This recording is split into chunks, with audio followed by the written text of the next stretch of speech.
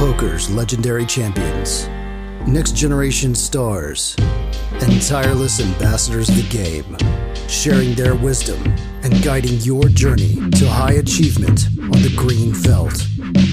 This is Tactical Tuesday on Chasing Poker Greatness with your hosts, Brad Wilson and Jon Chai.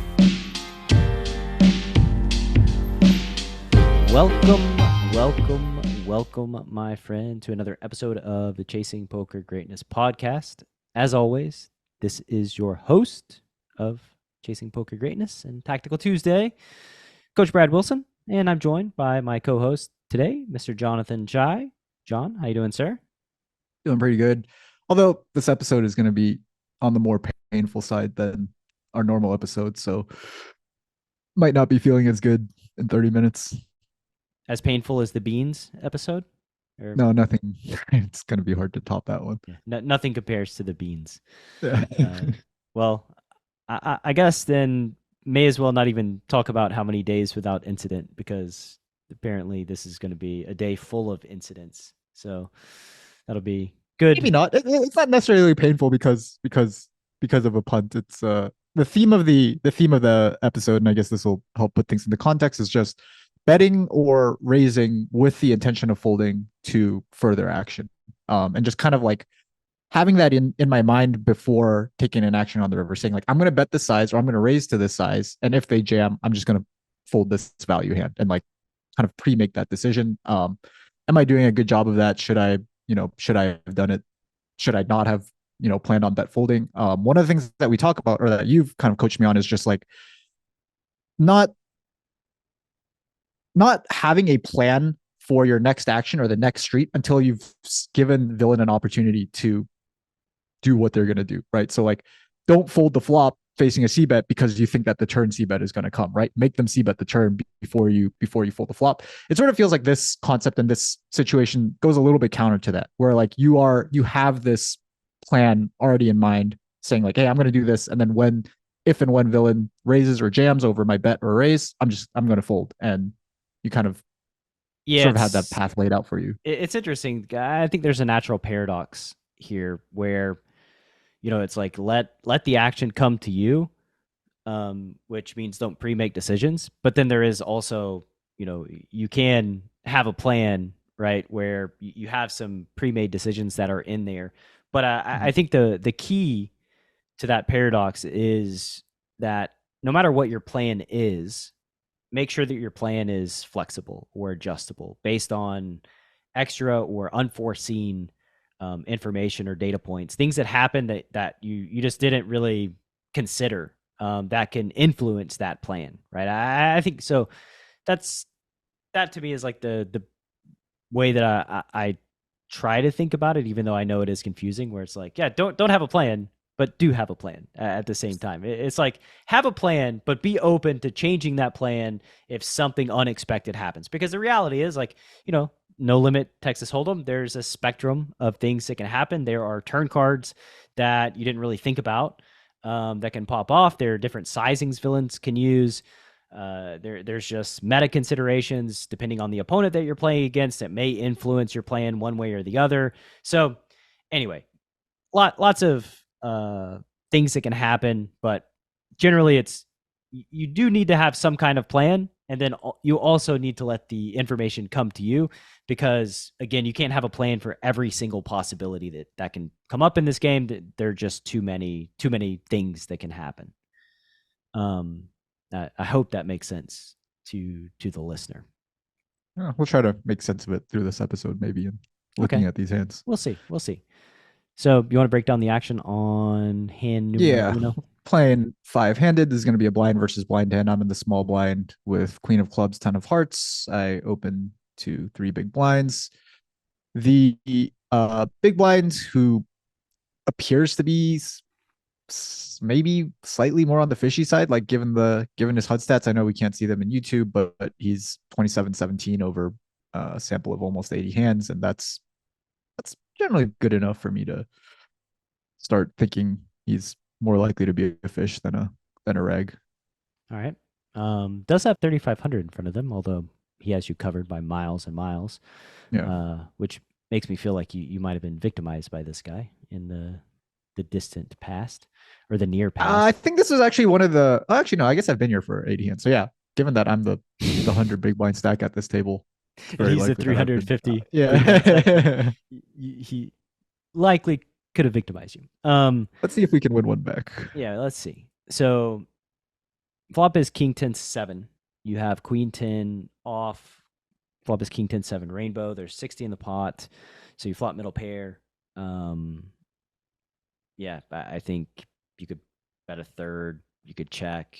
Either one are pretty reasonable. Yeah, I started out with check. Just in general, my out of position PFR strategy is just going to be to do a lot of checking.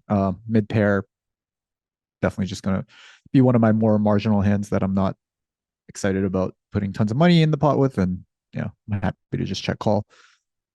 Yeah, so Check and face a $35 flop float. This sizing also probably starts definitely swaying me towards more likely to be a fish than a reg. It's like just like $35 on the nose. I'm guessing most regs would have just pressed a hotkey and ended up with some amount of change. So more likely to be a fish. Definitely not folding, facing a little bit over half pot with second pair. So nothing to do but call. nice. You turn two pair, queen of spades. So king, queen, 10, 7, two spades. Queen completes jack 9 and ace jack. So I'm pretty sure you only have one option to check.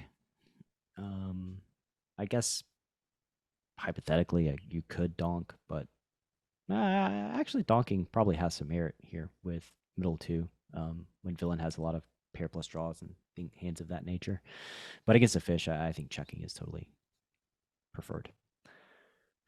They bet 80 into 130. So I guess here's a pretty critical decision point of raise or call. I think raise. I think you just have to raise, right? Really, I wasn't loving the spot with Queen 10. I thought that uh a weaker player, a fish, might have up to 32 combinations of straights here if they don't do a good job of three betting pre-flop with a hand like ace jack suited or jack nine suited. At the least, I would expect them to have 24 combos of straights with the Yeah. If they have jack 9, they have king 9. And as well as like every suited king, I think hands that can like bet the turn and check back river, yeah, or bet the turn and then like you call and there's like a 4 straight and you no longer want to put any money in the pot, so it goes like check check and they have sure, like king deuce or whatever. yeah, Also, two spades probably have like infinite number of like spade type hands that they can bet the turn with. They could and even there's still tons of equity driven. Like there's still like 8-9, 9-6, 8-6. Like it's not like there's some lack of gut shots or straight yeah. draws that haven't gotten there on the queen. So yeah, You prime me for putting money in the pot and then folding, and I thought, like check raising the turn and folding to a bet 3-bet. That's the spot to go for that. Wow. Go for that approach.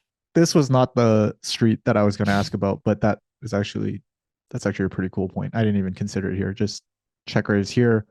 Very, very easy fold to bet 3-bet. Would be shocked to get bet 3-bet by a hand that isn't a straight. Maybe even jack 9 doesn't bet 3-bet, given that this is a spot where I could have 16 combos of ace jack. Yeah. Well, let's move it on down to the river. I do think that, like, yeah, I'm actually a pretty big fan of like check raising here and then folding to the bet 3-bet. Try to play rivers accordingly. But yeah, I totally agree. That's what I should have done.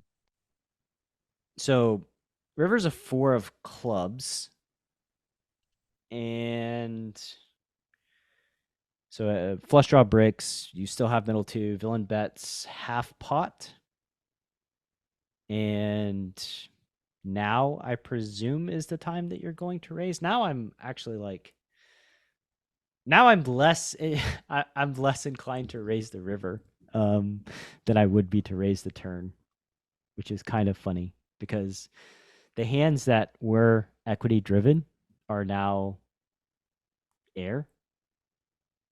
Like the hands that could call your check raise on the turn have now essentially crumbled to ace high and like Yeah. 8-9 or 6-8. Yeah. And spades. Yeah, and spades, which means that now you're trying to like target the value portion of their range, which is like king jack. I guess is like king jack is probably like the best hand that they have that you beat. And What about like 10-7, queen-7, like? yeah, I discount those because you have one of each of them. Like they do have 10-7 and they do have queen-7, queen, but that they have more ace jack, they have more jack-9, they have more like king-7 or even like king-4. So like you can target a few hands for value, but I think the target is just not big enough to raise now with queen-10. Yeah. Well, then you'll probably hate the size that I raised too. So just the in-game thought process that I had here was like I was not super comfortable with my hand on the turn. I think now after the discussion, I kind of wish I just check raised the turn and folded to bet 3-bet. But just the first thing, like the thing that was at the forefront of my mind was like, wow, this guy just has like potentially has 30 plus combos of straights on the turn. Like I probably shouldn't mess around with that range. On the river, I was really happy to see the half pot size on the river. I thought that with straights, almost everybody, not even just the fish, would be likely to just go for a much bigger size. So I got really happy to see the half pot size. Now suddenly just felt way better about my hand. It's funny. At the decision point that I feel way worse, you feel way better. It's I guess I think I felt like too good about. I think you should feel pretty good about your hand here, right? Where like I would sure. I feel would like good. discount. I feel great about maybe calling. not good enough to raise, but like just like calling is clearly a slam dunk. I expect to like have probably 60, 70, maybe 75% equity versus their bet here. I just don't think that when we raise and they call, that when we play stat bet, we have that much equity. I think we have much less. Gotcha. So I mean, I was just read way too into the half pot size here. Thought that there were potentially just enough bluff catchers and maybe even like worse two pairs that just call it off, like a hand like king jack, looking down at a jack and just not believing that I would check call enough value, check call check enough value, and maybe find a hero with a hand like king jack or something like that. I think that was just way too optimistic in hindsight on the river. I mean, this raise is going to be really, really big. He bet 143.50 on the river. I am going to raise to like $800, which is wow, like 5x, almost 850. Yeah. I thought, oh, maybe he'll just like raise small to like. So this is actually the street that I wanted to talk about with like the raise fold idea instead of like jamming. Like, yeah, I think that's like, I think just whatever turn we talked about the turn, I should have had the thought there, but I think this is the street where I before we talked about this hand was where I was like, oh man, I should have had the thought here that like I can just raise fold here and not get stacked by the straights or the sets. I don't even know if the sets would bet 3-bet. So like not get stacked by like the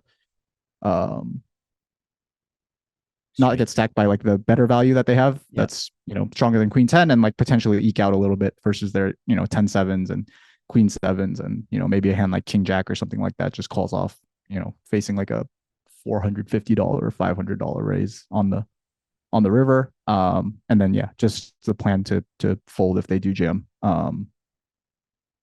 Nice. It's funny that's what I wanted to talk about, but I guess I should have thought about doing that one street prior.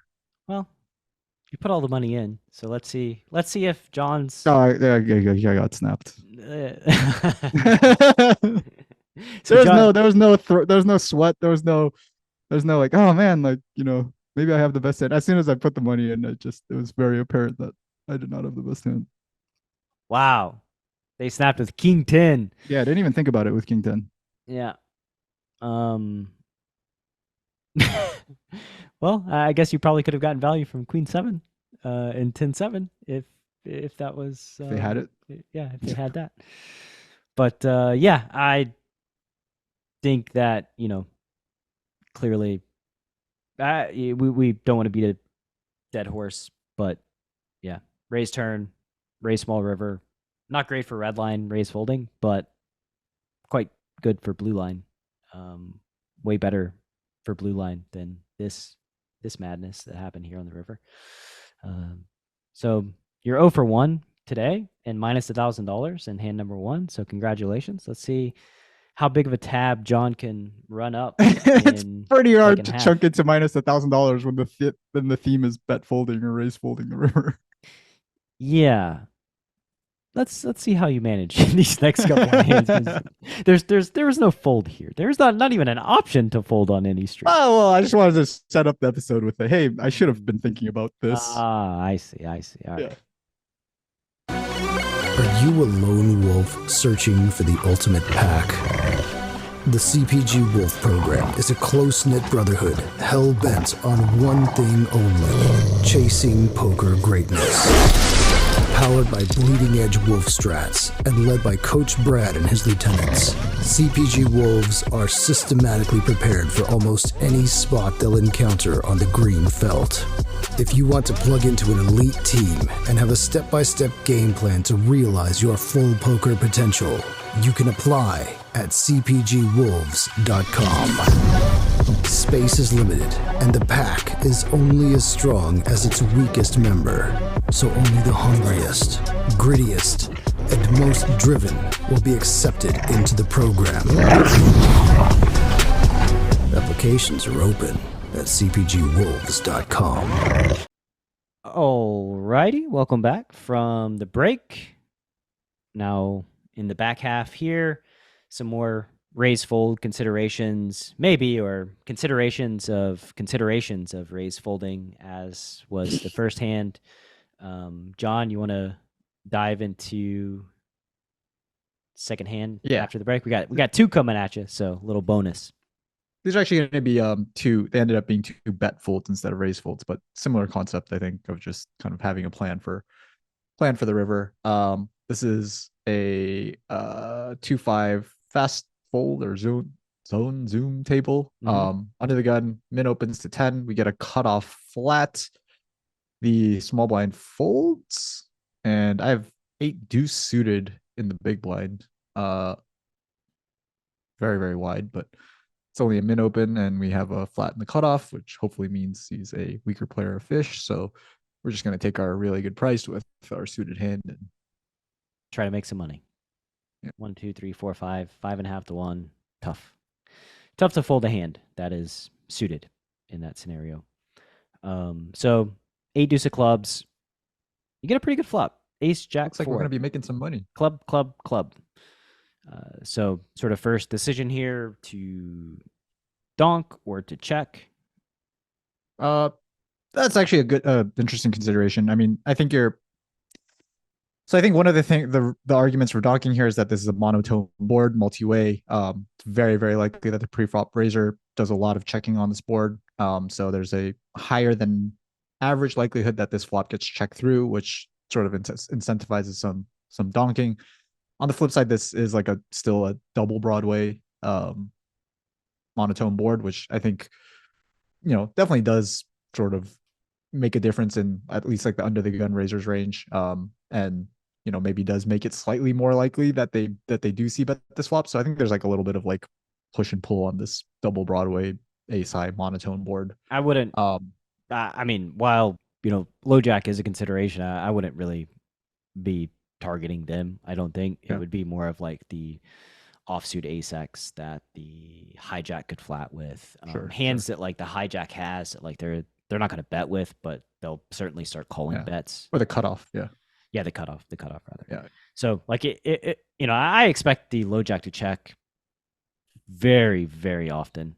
And I mean, what are you going to do like when they bet and cutoff folds, like, and then you like check raise, right? Like you're not even going to be able to check raise a flop. Like you're probably just going to have a check call range and then kind of play turns accordingly. And then like, at some point it just becomes like pretty clear that, when I take an aggressive bet after this action, like, do I actually get called by worse downstream? And I think that's really one of the primary reasons why I think I preferred leading here is that Yeah, just if going donk donk donk or something on good runouts. yeah, I mean if you don't lead, you're and the low jack bets that's actually like I I think you're seeing it as like a positive development. I don't know how Mhm. positive it is though because it really creates a very weird multi-way scenario. Yeah, you're sort of handcuffed into like check call in 3 streets.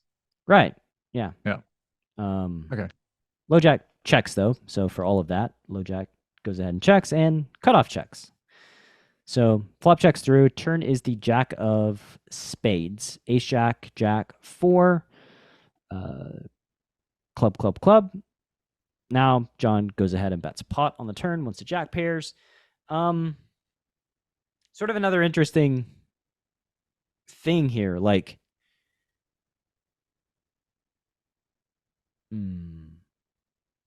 I wonder. Like, I would be so much more inclined to check raise the turn, I think, than the flop because, like, I guess the reg doesn't bet ace x on the turn, and you can get called by ace x from the low jack. If either one of them has a jack, they're most likely going to bet it, and then I think check raising is like totally in play. So they just can't fold the jack once they Right. bet. When you bet pot, a jack probably just calls instead of raising. Yeah. And so like here, I'd probably be more likely to check once the jack pairs, trying to target jack X for a check raise and then river bet. And not really trying to target ace X for just 2 bets, basically. Gotcha. I thought, yeah, so you can target jack X for 3 bets by going for the check raise on the turn and betting the river. And this line is really just targeting, well, it is kind of targeting jack X, but it's only targeting it for 2 bets. And like the potential benefit of this bet versus check raising is that maybe this captures a little bit of value from the ace X that checks back the flop. Sure. I would say that like the future data point of like, say you check, the reg checks, and then, the fish bets big. Yeah. Then you're in the promised land, right? Then we're like, oh shit, they most likely have a jack. Now, instead of like my normal check raise size, I'm going to go bigger exploitatively and then probably get to play for stacks if they were to choose, the big size. And I think that's really the situation that like you'd be aiming for with a check is like, okay, so if it goes check, check, and then big bet from the cutoff, oh boy, now I'm just going to like check raise 5x and jam rivers and feel like really, really good about it. So anyway, Gotcha. Okay. You go ahead and bet pot, and the under the gun player calls. The river double pairs the board. And I can't. I'm actually kind of surprised that you bet the river. I was a little worried about how this spot works when I check the river. And so, yeah, my question here was like, you probably have to check just fold.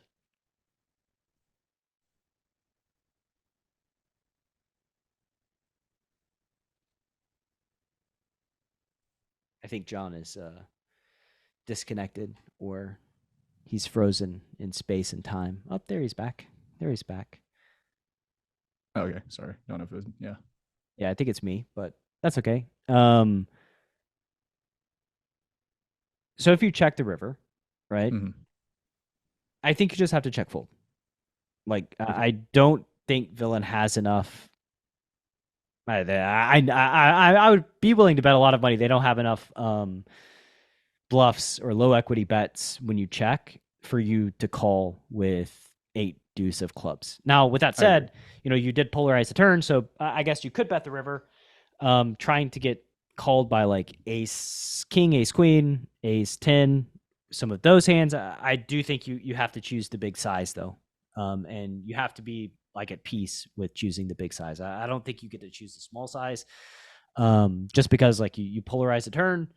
So now you basically just need to go big. And why would you go big targeting like the ace kings and ace queens versus a different size? Like, what does polarizing the turn have to do with that? Like, what's the downside of going smaller? Because like on the turn, say you're saying essentially you have like king queen king 10 with a club, like queen Mhm. 10 with a club, and then you also Mhm. have like flushes and like occasionally boats. So like on the river, king queen with a club is still king high, queen 10 with a club is still queen high.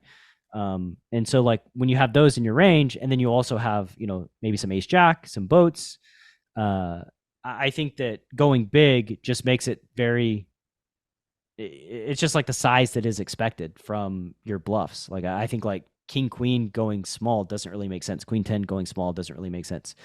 Um king jack, or yeah, king queen king 10 queen 10. So, do you think that you'd get punished for like splitting your strategy on the river and value betting a smaller size? Let's say like with a flush, going big with your bluffs and your boats. Just saying like, hey, you know, I don't know if you know this, but I'm just gonna carve out this smaller size with, you know, flushes maybe exactly, and I don't know if I'm going to get punished, but I don't want to like just leave the door open for punishment yeah, when it's like you know, if somebody's like thinking at all, they yeah, can reason their way through like what's happening here. sure. And What be like, just oh, like Jack X, does Jack X really want to bet small? Like that, you know, typically Jack X is just going to size up here, you know? yeah, I guess okay. So before we move on, like what does like getting punished mean for? I guess like mostly for the listeners. I think I have an idea of what you're imagining, but like when you say like you're worried about getting punished by because you go for a small size here with your a smaller than not a big size with your flushes, like what are you kind of imagining happening that would be bad? Villains fold out ace X and raise with their Jack X. Like that's Oh, you weren't worried about getting punished by like some like bluff catchers looking down at their hand and like deciding like, hey, Jack X never bets this size on the river, let me just start. hard to find a bluff catcher that's not ace X. Like, Yeah, you know, kings or queens with a club, I guess would be like the two bluff catchers. But I mean, the problem with like kings and queens with the club is like they actually block the bluffs in your range pretty hard. Like you actually have like way less bluffs when they have like kings with the king of clubs, because then you can't have king queen or king 10. With the king of clubs, you can have it with the 10 of clubs. But yeah, like I think that like villains can just fold an ace, and then just raise with their Jack X, and it's pretty straightforward. I yeah. So think. you think that versus the small size villain will fold an ace and raise with their Jack X, and then versus the big size, they'll be more likely to bluff catch with their ace X and still raise their Jack, probably still raise their Jack X. Sure. But the reason they'd be more likely to call with their ace X, given the even I though they're also facing don't, a bigger river size, is because I my bluffs want to go that size. and I also don't know. Like it creates this like situation where it's like you give villain the path to raise if they so chose with like an ace. Like Mhm. if they're like, oh, like I can target flushes with the raise, because like maybe flushes are like the one hand that like plays this way. So like Yeah, yeah. you open yourself That's what I was up worried for about. attack in a situation where like villain has a shitload of natural full houses Mhm. because of the jack pairing. And I think that like I think that the river double pair um just shifts the advantage to the villain. Like I just think that the river double pair gives them more equity than you, and which means that like you should probably just be checking and probably just check fold the 8 deuce. And also check like a hand like ace jack if you have a hand like ace jack in your range. Gotcha. Gotcha. Okay. So I know that you wouldn't have played the rest of this hand this way. You would have started out with like a flop donk and all the stuff that we talked about earlier. But kind of your recommendation here on the river was just, hey, this is a run out that decreases the equity of our range significantly, and conversely, like increases the equity of the under the gun player's range to the point where we should just be checking here. The kind of sad thing about checking is that we don't really expect ace X to bet. We probably don't expect any worse flushes to bet the river either. So when they do bet, we're sort of handcuffed into check folding because we've, you know, determined that their range is, it's hard for them to have bluffs when I pot the turn and they call. You know, their bluffs would essentially just be like the bluff catchers that we would hope check back. And so when we do face a bet after checking the river, we're handcuffed into folding, which is a little bit sad, but you know, if that's the highest EV option of all of our, you know, I sad options on the river, then that's what we should take. I mean, here's like the way that I would think about it is like on the turn, it's like, oh, sweet, I have flushes, and they have trips. Great. Like now I can bet and clearly get called by worse, right? Mhm. Now, what happens to trips when the river double pairs the board? They become boats. So now you have flushes. They don't have flushes. And their trips are now boats. Mhm. Therefore, you should check everything. Yeah, but I was also like I was hoping that there's like an ace-x range in there that like can find a bluff catch on the river facing a I don't know. I don't know what size they're more likely to bluff catch on the river. It sounds like you think that they're be more likely to call facing a bigger size because our king queens and queen tens and stuff just want to go big on the river. I just think like don't overcomplicate it, and like you lost the nut advantage. You're trying desperately to be able to place a bet here in a scenario where I don't think you're allowed to place a bet, or I don't think you should place a bet.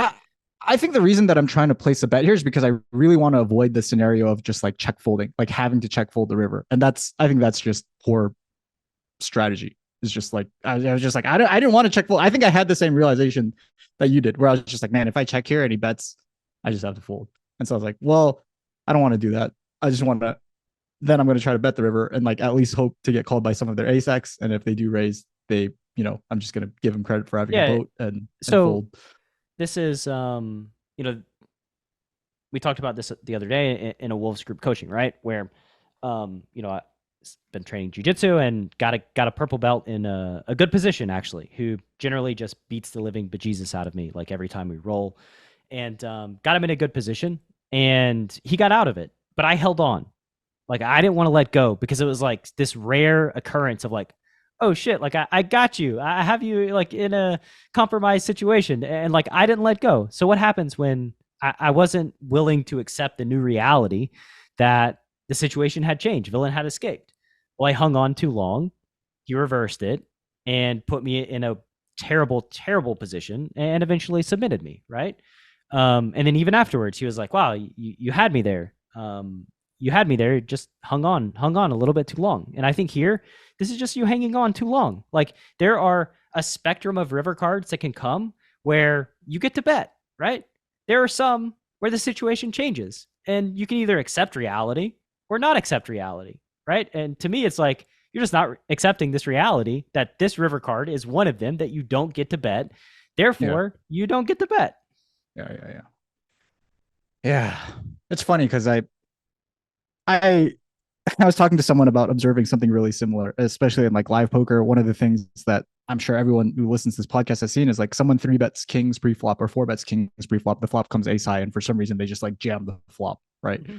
And I think it's really related to what you just said about like not being able to accept kind of like your new reality. It's like, hey, before the flop, you were planning on winning this huge pot with kings and just stacking someone and something like that, and then flop changed your reality to the point where your hand has now been demoted to a bluff catcher, and that can be like kind of frustrating, which results in some people just ripping the flop. And I basically did a smaller river version of that here. It's just a more intricate version of that. But it's the same concept in play of like, right. Bro, you just didn't you just did not accept your new situation.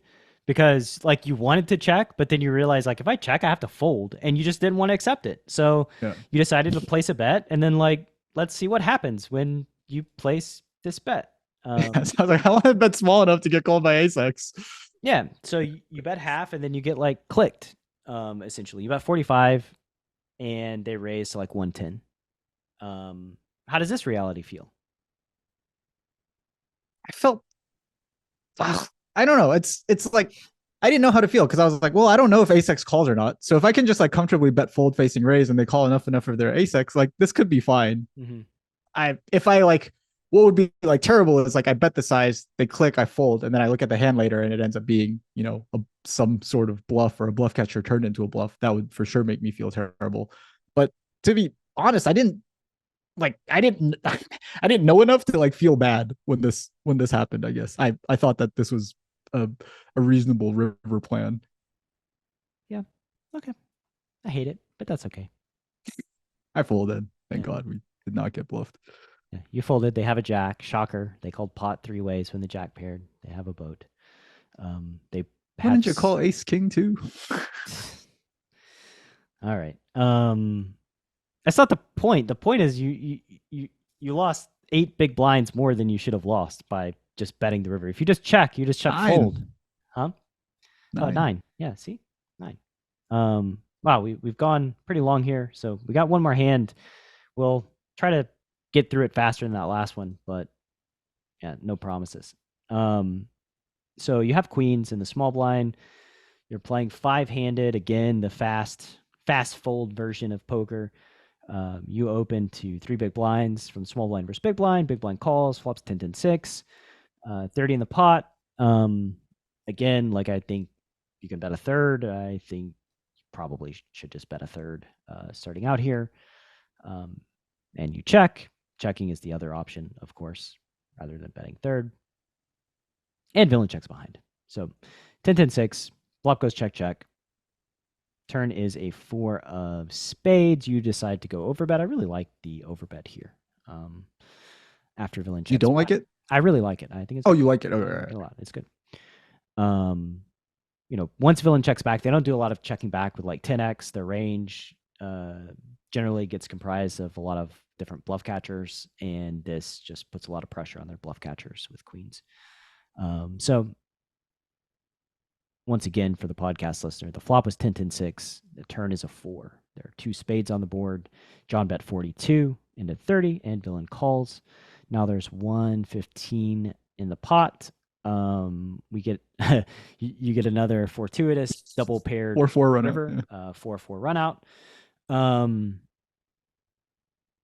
I think this spot is different. I would just bet the river here. I think you can get called by a lot of different 6x, ace highs, Pocket 7s that don't 3-bet pre-flop. Yeah, 7s, 5s, just whatever. 5s? Yeah, 5s. Yeah, I guess 5s. Yeah, I guess it's like this. They're all the same. What's the difference between 5s? Yeah.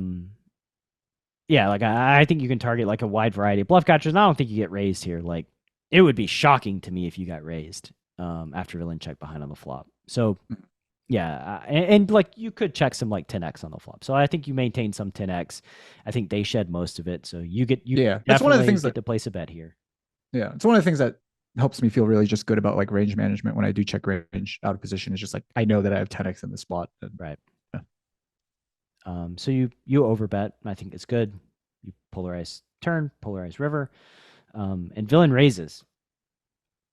Wow. Wow. Well, you do have 10x in your range, as you said. Yeah. Which Which probably should be the only type of hand that I call here. I mean, they're saying they have quads. Like, could they only like?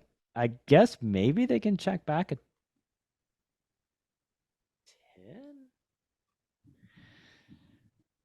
Yeah, I mean, I just fold, but I don't know. Like, I don't know what they have. That's like how do you jam the river here?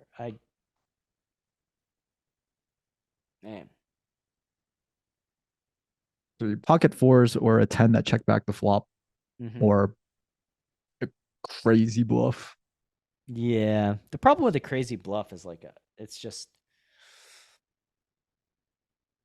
I mean, one, it's kind of ticky tacky, but I think like one, it doesn't matter.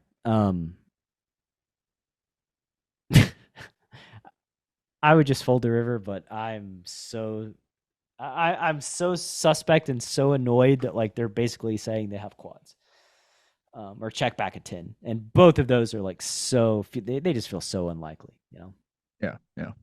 But just so if we just go back to the decision where like before I bet the river, we did talk about, you did mention like, hey, you don't expect to get raised very very often on the river. Is that sort of more reason to fold when you do get raised? It's like, hey, I think this happens so infrequently that it is more likely to be nutted than it is to have air, because it's just easier to have air than the nuts in a certain spot. I think there's like technical reasons why I expect to get raised here. Like you have 10x in your range, and villain has much less 10x in their range. So like when you overbet turn and polarize and then overbet river, like essentially they, it almost certainly has to be underbluffed. And I think B, like, you have 10x in your range, right? And that's kind of like what drives your ability to place a bet in the first place. And like when you have nut advantage, you definitely don't expect villain to take a raising action on the river. Like when you have so many more combos of the nuts and villain, like you just don't expect them to raise the river because like they typically don't, like, because they shouldn't, because you have all the best hands, you know? Yep. So that's sort of like the technical reason behind why I don't expect a raise.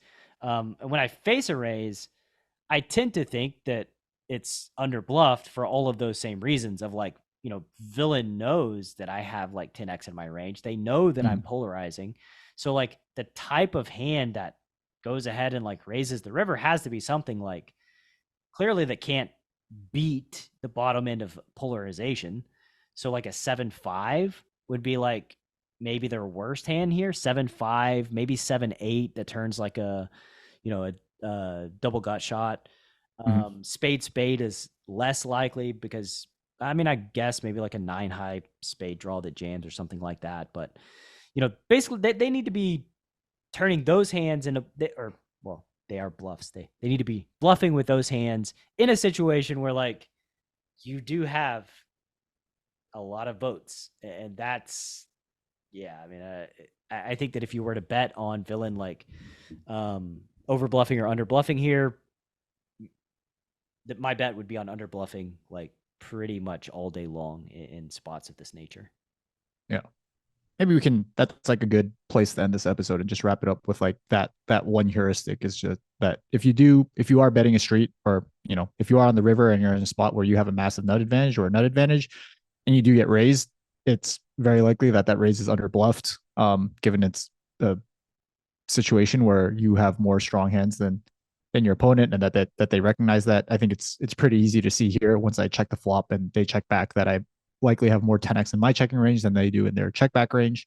And those are situations that, you know, if you observe those things to be true, if you observe those data points on the river, then that's like a good situation where you should start thinking about bet folding, or you know, just folding to aggressive actions as long as you don't have the nuts. Yeah, I think a lot of times, like, you know, you asked a good question about like, should the heuristic just be like you don't expect to get raised, but like there's like actually like a lot of information behind that expectation that I have. Like there's a lot of reasons why I don't expect to get raised that I just didn't verbalize and kind of unpack. But yeah, like the person with the nut advantage gets to bet. And when the person that doesn't have the nut advantage raises a polarized bet on the river, that is, yeah, it's either somebody with who's really getting after it, or they just happen to have, you know, flop the check back the flop with a 10, or probably more likely is quads, which is kind of crazy to say. But I guess they have like one combo of quads.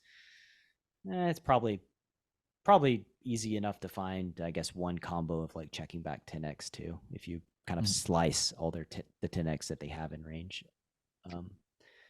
So yeah, and they have 9-10 off, so they did check back a 10. Makes total sense. So kind of like, you know, it's kind of funny that like I guess they just have to jam, but it's also like, yeah, you know, if you're gonna fold queens, you're probably gonna fold aces, and you're probably gonna fold kings, and you're probably gonna fold jacks. So like the hand that you call with is a 10, Or quads, right? Or like 10-6. I guess the one combo of like 10-6 suited that they have. So anyway, just interesting hand. Yeah, I guess checking back trips in this situation. Nah, it probably still costs them money. They still win more if they just bet the flop and you have queens, I think, than if they would have just played the hand very straightforward, bet the flop, big bet turn, big bet river. They just win a bigger pot than the way that this played out. So even their sneakiness here, where they got like really great outcome, probably still won less than just betting the flop. Yeah, so. Likely would have gotten stacked if they started out with the flop. But all right, long episode of Tactical Tuesday today. Good one. Thanks everybody for listening. I got nothing. See you next week. Thanks for listening to Chasing Poker Greatness. You can subscribe on Apple Podcasts or on your favorite podcast app. Go to chasingpokergreatness.com to get the newsletter. Join the Greatness Village community, book a coaching session, or dive into the latest data-driven poker courses. Follow the show on Twitter at CPG Podcast.